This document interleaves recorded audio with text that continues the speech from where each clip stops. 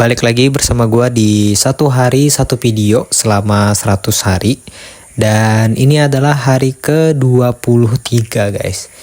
Jadi di hari ke-23 ini gue mau ngebahas sesuatu yang lagi happening guys. Apalagi kalau bukan Agus B atau Agus No Hand guys. Fenomena Agus No Hand ini udah viral di mana-mana.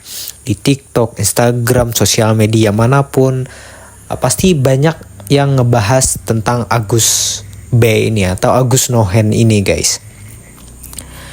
Gua gimana ya ngelihat fenomena ini tuh agak wadaw juga guys. Apalagi Agus yang notabene kaum disabilitas atau C ini bisa ngerugiin orang loh. Katanya dengan teknik manipulasinya. Gue gak ngerti juga kenapa bisa orang termanipulasi sama orang yang notabene C ini guys. Bahkan korbannya itu udah mencapai 15 orang loh. Bayangin, orang yang udah kena nerf masih bisa ngerugiin orang. Masih bisa ngelakuin hal yang gak terpikirkan sama orang normal loh. Ini Agus No Hand ini OP sekali guys. Kalian bayangin aja gitu ya. Gue gak bermaksud untuk menjelek-jelekan korbannya ya. Tapi ini ya, lo dihina sama orang biasa aja tuh udah sakit hati loh. Dihina orang Down syndrome aja, itu damage-nya sama dengan 20 kali di roasting sama komedian yang gak lucu.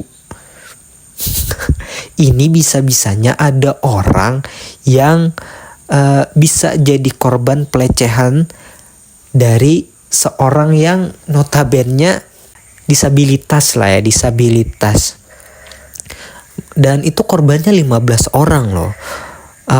Ada dua kemungkinan. Pertama ya, kemungkinan korbannya saat itu lagi punya banyak masalah, mentalnya lagi lemah. Atau emang manipulasi Agusnya aja yang jago guys. Tapi ya dilihat dari kasus ini yang udah memakan 15 orang. Gue yakin ini bukan karena si korban-korban atau cewek-ceweknya ini mentalnya lemah. Kalau sampai 15 orang itu udah berarti fix si Agus ini OP, manipulasinya OP banget. Mungkin setara Aijen guys, atau mungkin lebih dari Aijen loh. Ini tuh ngeri banget coy. Gua mungkin harus belajar bersuhu sama si Agus No Hand ini guys. Dan gue juga nonton podcastnya Om Deddy, itu keterangan korbannya. Katanya awal mulanya Agus mau bunuh diri gitu kalau nggak salah. Terus si ceweknya ini nolongin. Kata Agusnya, karena kamu udah nolongin aku mau kasih hadiah lah gitulah. Meskipun pas itu kan hatinya mungkin menolak, tapi kayaknya entah gimana ya, pas si korban ini menolak katanya nggak menghargai gitu. Anjir loh, OP banget cowok si Agus ini.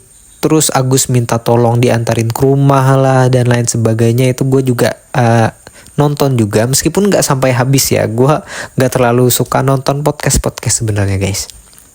Ya jadi inti dari konten ini, kita harus hati-hati guys.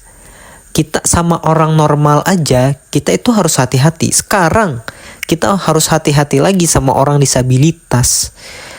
Maksud gue ya, penipu itu kan modusnya kan banyak kan ya. Kalau penipu itu modusnya biasanya ya itu awalnya baik dulu ke kita. Bikin kita percaya. Tapi endingnya ya penipu itu malah ngerugiin. Kalau Agus ini beda lagi guys. Agus ini awalnya minta tolong atau ditolongin gitu. Setelah ditolongin ya bukannya berterima kasih, dia mau ngasih imbalan loh. Gimana ya, attack-nya tuh keren banget sih Agus nih. Pas dia ngasih imbalan, kalau kita nggak nerima, kita dikatain nggak menghargai dia gitu. Wah, emang kacau Agus ini cok. Tapi ya agak wadaw itu ya komen netizen. Ada salah satu komen netizen, gue lupa dari siapa ya. Bercanda itu ada saatnya, tapi di bawahnya dibalas lagi guys. Sekarang lah saatnya. Dari fenomena atau dari kasus ini ya kita tuh udah belajar ya guys.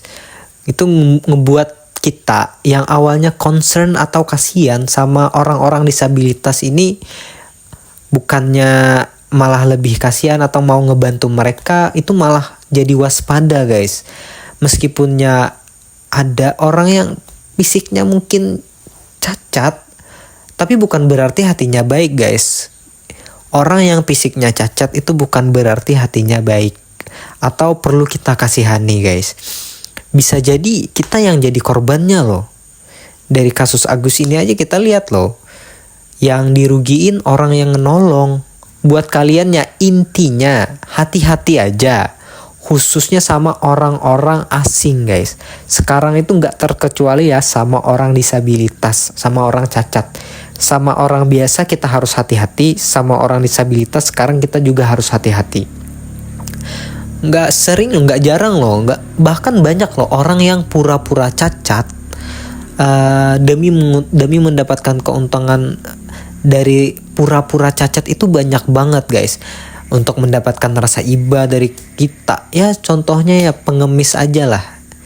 Banyak kok yang udah tertangkap pura-pura buntung apalah, padahal aslinya nggak buntung guys. Semoga aja itu dibuntungin beneran. Supaya tahu ya kan. Tapi kalau emang cacat beneran ya kan, kasihan juga. Tapi kalau emang pura-pura yang kayak gitu, emang ya kita harus hati-hati lah.